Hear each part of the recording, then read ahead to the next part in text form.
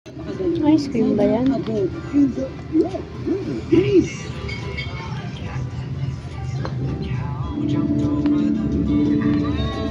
Inisip ko saan ako manghihiram ng pera.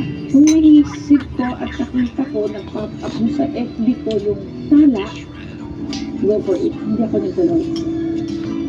I-check mo, tala apps.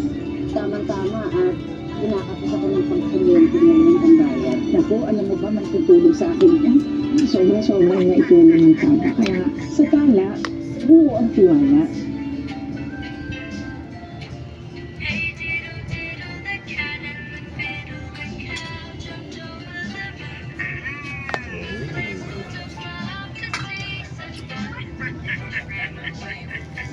Where's my name? What? It's mine. It's mine. Ingay, baby. Ayaw. Ayaw. May issue ka nga ngayon.